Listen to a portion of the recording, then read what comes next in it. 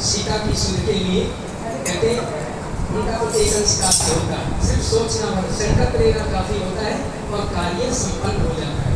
लेकिन फिर भी उन्होंने लीला की तो वहाँ पे गई, लंकिनी को उन्होंने शिक्षा दी और उसके पश्चात नगर में प्रवेश किया। मैया को कहीं नहीं देखा, रावण के हर मंदिर में, हर ग्रह में, ठीक है जी, क्योंकि मैया तो अशोक वाटिका में वास कर रहे थे, वहाँ पे रह रही थी। और वास्तव में सच्चाई यही है कि भगवान की तो सब लीला थी। असली माता को तो उन्होंने जो है को सिद्ध कर दिया, उनकी सेवा में उनकी हाजिरी में सुरक्षित रखा। और माँ जो सीता मैया है उनकी जो छाया थी, उनकी परछाई, उनका प्रतिबिंब, ये सब लीला का, क्योंकि रावण कोई और नहीं था, स्वयं राम ही तो थे। सच बात तो ये है, हम तो राम खान के बेचारे रावण को दोष देते हैं, वो उन्हीं के मतलब वो थे शिष्य अथवा उनके द्वारपाल जय और विजय, उनको श्राप मिला, अभिमान हुआ तो भगवान ने कहा कि जो मेरा भक्त होता है मैं उसको अभिमान नहीं रहने देता, उसको तो मैं ज्ञानवान, श्रद्धावान और नम्रतावान, कहते ना अभिवादनशीलस्य नित्यं वृद्धोपसेविनः और चत्वारि तस्य वर्धन्ते आयुर्विद्याय सुबलम्। जो जिसके अंदर नम्रता है, जिसके अंदर ज्ञान वैराग्य छुपा हुआ है अंतरात्मा में, उसके पास कभी भी अभिमान नहीं हो सकता।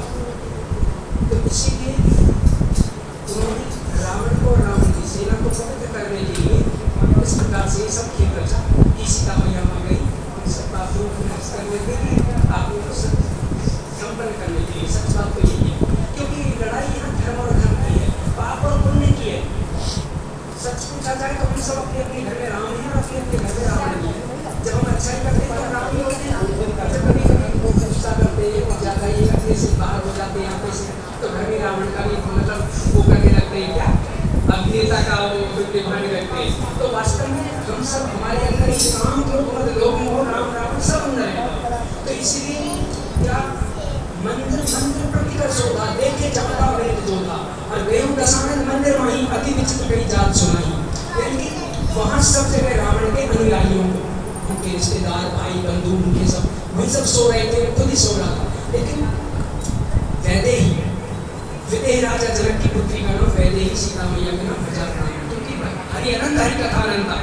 तो कहीं उसको जब सीता मैया ना दिखी तो विभीषण जी से परामर्श हुआ उसका, वो क्या देखा, रामायण अंकित ग्रह शोभा वर्णन चाहिए और नव तुलसी का वर्ण कहा देखी हर्ष का विनय।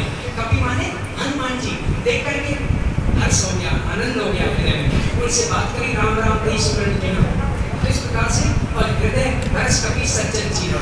हनुमान जी को पहचाने में राम राम करके जरूर कोई राम का भक्त है, लेकिन यहाँ लंका में निकल निवासा, यहाँ कहाँ सज्जन करवासा, यहाँ सज्जन खास से कहते लंका में लंकनी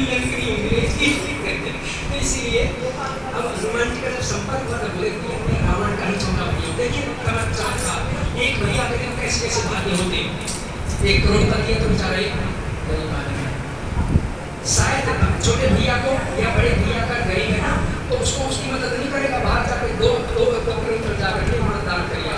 इसलिए सबसे पहले हमारे घर में पड़ोस में घर से चलिए, देखिए अच्छा बनता है तो आदमी घर से बनता है। कहते हैं हमें निज धर्म पे चलना सिखाती रोज रामायण, रामायण हमें सब कुछ धर्म सिखाती है।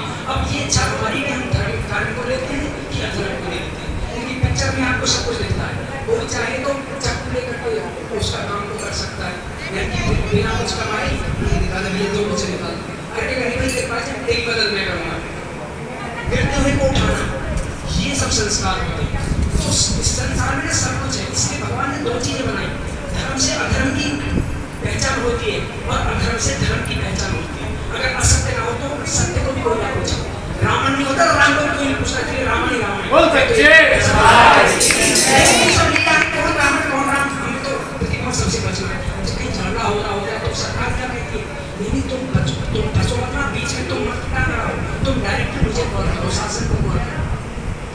जाओगे हमको बचा दोगे, और तुम भी जब पाठ ले लोगे तो बिल्कुल होकर तुम्हारे पास तो शक्ति है, तुम भी वहाँ जाके काम हो जाएगा तुम्हारा। इसलिए बच गया जितनी शक्ति हो उतना काम करना चाहिए।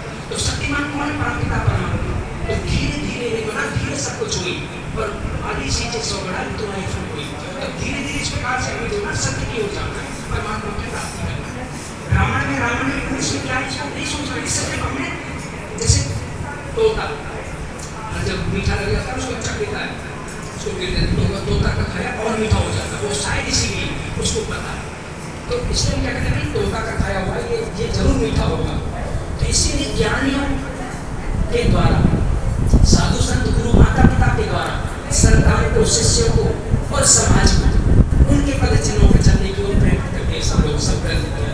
तो ये जब ग्रंथ हमने पढ़ लिया, इसका निचोड़ क्या है हम तुमको 2 मिनट में दे देंगे। गृहस्थी भी जैसे करते हैं और वास्तव में ही साधु संत गुरु ब्राह्मण अथवा माता पिता और परमात्मा और नदी नाला की प्रकृति अपना फल कभी अपने आप नहीं खाती, दूसरों को देती। कहते हैं कि अपने लिए जी तो क्या जियो जमाने के लिए, वास्तव में अपने लिए कुछ नहीं है। मम्मी पापा हमारे लिए छोड़ दें, बाप दादा माता पिता को छोड़ दें, और पढ़ते पढ़ते हमको तो इतनी सारी पड़ गई है, रोज क्यों नहीं ना घड़ी सारी इतनी करती ना, कौन भोग रहा है? पोता पोता कौन है? कोई पोता होता नहीं है, कोई